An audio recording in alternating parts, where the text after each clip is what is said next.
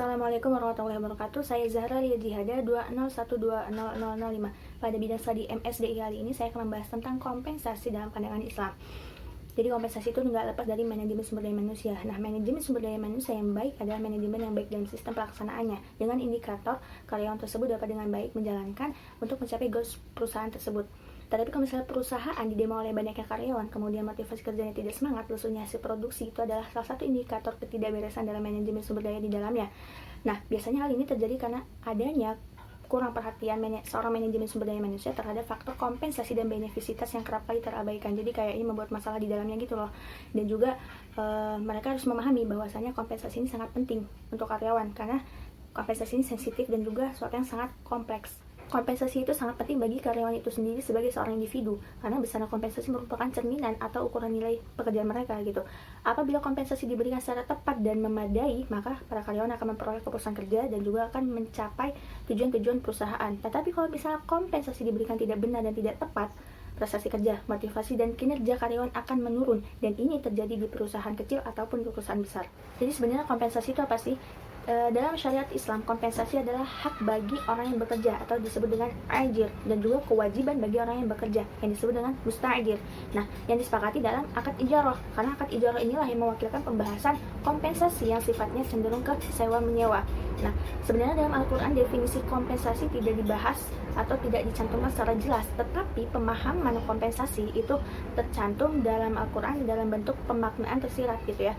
Di Quran surat At-Taubah ayat 105 dan juga Az-Zumar ayat 34, itu merupakan keduanya janji dari Allah kepada hambanya yang bertakwa dan juga bekerja gitu. Nah, di dalam tafsir Quraisy Shihab surat At-Taubah tadi ayat 105 itu makna yang berbunyi membalas mereka dengan upah yang lebih baik dari apa yang telah mereka kerjakan, itu merupakan wujud bahwasanya kompensasi itu tertera dalam Al-Quran meski secara eksplisit gitu.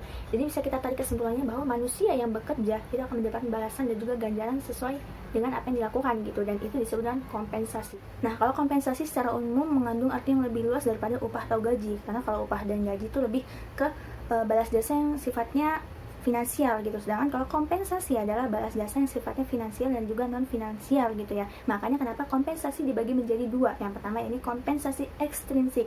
Nah, kompensasi ekstrinsik ini dibagi menjadi dua. Yang pertama kompensasi imbalan ekstrinsik yang bentuknya uang seperti gaji, upah, honor, kemudian bonus intensif, itu masuknya ke uang. Nah, ada yang kompensasi imbalan ekstrinsik bentuknya benefit kayak tunjangan pelengkap gitu.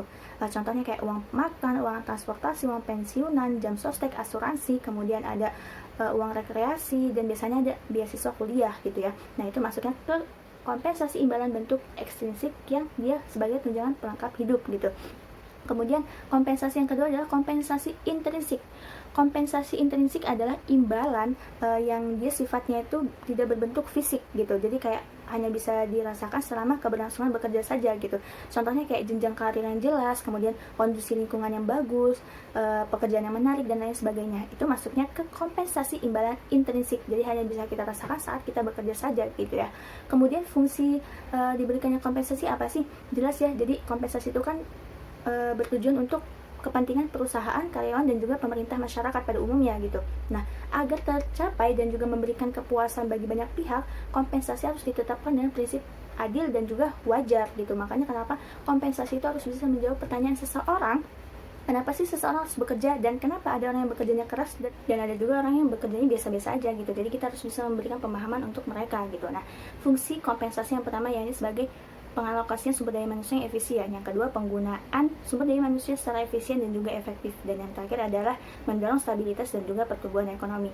Terus tujuan kompensasi adalah yang pertama pemenuhan kebutuhan ekonomi, yang kedua meningkatkan produktivitas kerja, kemudian yang ketiga memajukan perusahaan, dan yang terakhir adalah menciptakan keseimbangan dan juga keadilan. Nah, kenapa sih? Makanya karena harus ada kerja dan juga kompensasi. Ya jelas gitu. Kalau misalnya kita bekerja, kita mendapatkan balasan gitu. Kalau misalnya kita tidak bekerja mendapatkan kompensasi, upah, gaji, itu namanya perampasan kompensasi. Di dunia mungkin reputasi kita bakal hancur gitu, bakal jelek gitu ya.